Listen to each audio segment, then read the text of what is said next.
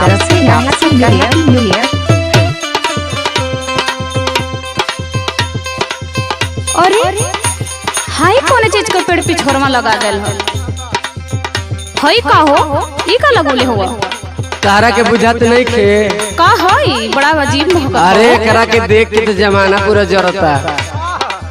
अच्छा ये अथुआ ना हो जोन पी के मार दिना भर बौराइल रहेला। अरे के राजा पेलनो राजा, यही के नाम है गांजा, बुझलू? आय हाय रे गजबा, आय हाय रे गजबा,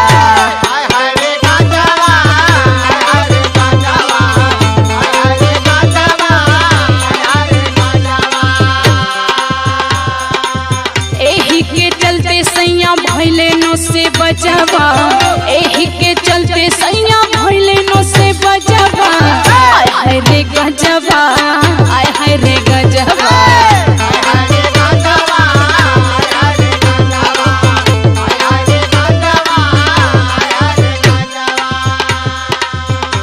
तू गांजा के बात करत रू, का करी हो? हमके तो पते ना रहला कि तू धरलहू बड़ा। ए गांजा में जवन दम बानू हाँ तो समझ लाई तोहरो में नहीं खे। अच्छा अच्छा तो सुना सुनाबा। ए हमर चिरई, ए हमर चिरई,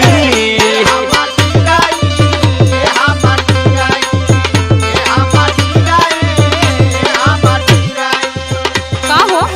ए हमर चिरई, ए हमर चिरई, ए हमर चिरई, ए हमर चिरई, कहवा तू पवलू या ना मोलबाई बिरई, कहवा तू पवलू या ना मोलबाई बिरई। ए हमर चिरई, ए हमर चिरई,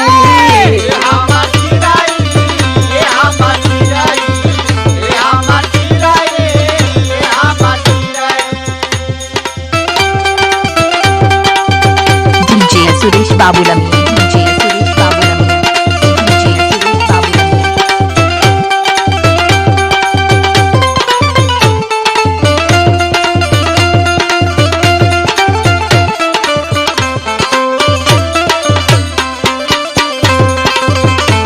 डीजे सुरेश बाबूलमी चौराहा, डीजे सुरेश। अच्छा है बिरई हो? हाँ हो। अब फेफड़वा जब तेरे सुखा जाए ना ओने तोहर बिरई गिरई खाए लगी। तू कहाँ जे तू हमार फेफड़ा बोले लगी तो बोलो। सुनो ना जाने कर में कौन बमाजा।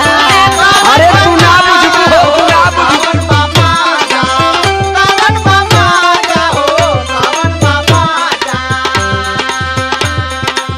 पठानियों रहे सुख गइले राजा,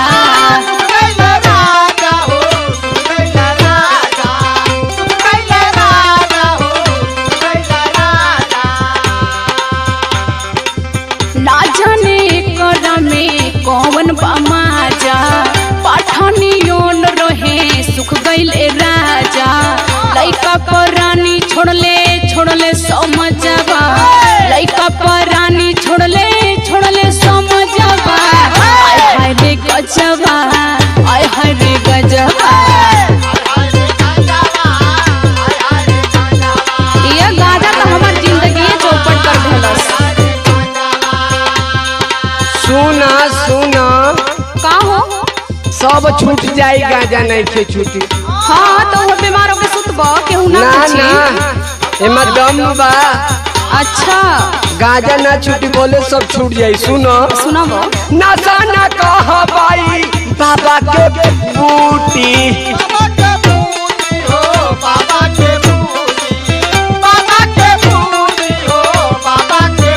और सुना सुनाबा। छूटी जमाना बाकी ई नहीं छूटी।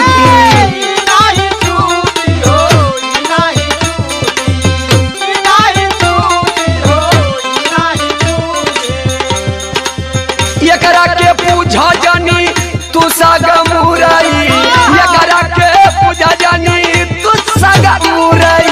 ए हमर चिरई, ए हमर चिरई,